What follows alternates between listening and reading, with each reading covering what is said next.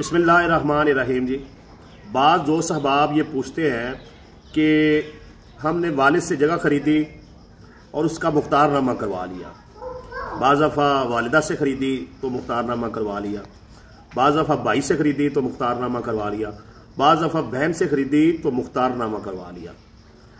अच्छा, अभी एक दोस्त आज पूछ रहा था कि अब्बू ने मेरी पुप्पो से ज़मीन ख़रीदी थी तो अब अब्बू वफ़ात पा गया है तो अब क्या बनेगा।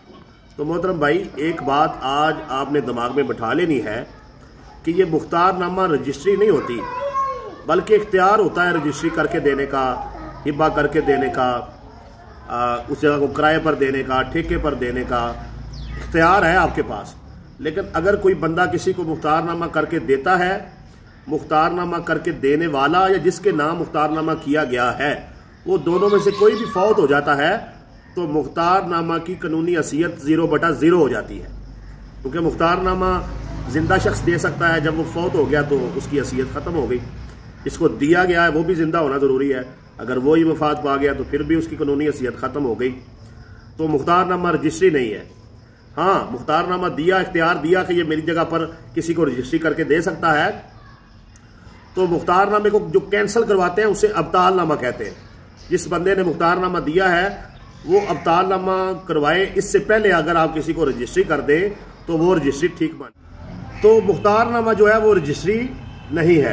मुख्तारनामा करके देने वाला फौत हो जाए, मुख्तारनामा 0, जिसके नाम किया गया है वो फौत हो जाए 0। इसलिए ज़रूरी है कि अगर आप जगह खरीद रहे हैं तो उसकी रजिस्ट्री करवाएं। हाँ, अगर आपने अभी खरीदी है, थोड़े दिन बाद आपने आगे इसको सेल कर देना है तो फिर मुख्तारनामा करवा लें, कोई इशू नहीं है। लेकिन अगर आप खरीद रहे हैं, आपने अपने नाम करवानी है, उधर मकान बनाना चाह रहे हैं, दुकान बनाना चाह रहे हैं, ज़री रकबा है, उधर खेती बाड़ी करना चाह रहे हैं, तो ऐसी सूरत में आपको रजिस्ट्री करवानी चाहिए। तो मुख्तारनामा हरगिज़ रजिस्ट्री नहीं है। भाई ने पूछा कि अब्बू ने जो है पुप्पो से जगह खरीदी थी, अब मेरे अब्बू वफात पा गए हैं, पुप्पो के पास वो मुख्तारनामा है तो मुख्तारनामा नहीं दे रही, तो मैं क्या करूँ भाई। अगर मिल भी जाए तो उसकी कानूनी हैसियत तो 0 हो चुकी है। खरीदी थी तो रजिस्ट्री करवानी चाहिए थी। हाँ, अब आप उस मुख्तारनामे में अगर पैसे लिखी हैं, हर चीज़ लिखी है, उसको लेकर जो है अगर पुप्पो ने कुछ गड़बड़ करती है, जाके वो रिकॉर्ड में कोई खुर्द-बुर्द करने की कोशिश करती है, तो आप अदालत की तरफ रुजू कर सकते हैं। और ऐसा मुख्तारनामा जो पैसों के एवज किया गया हो वो जल्दी कैंसिल भी नहीं होता। लेकिन बात यह है कि आप बस पैसे बचाने के लिए, टैक्स बचाने के लिए जगह तो खरीदते हैं, लेकिन खाली मुख्तारनामा करा लेते हैं, उसमें पैसों का जिक्र नहीं है, तो ऐसा मुख्तारनामा फौरी जो है वो कैंसिल हो जाता है। इसलिए बेहतर यही है आप हमेशा रजिस्ट्री करवाएं।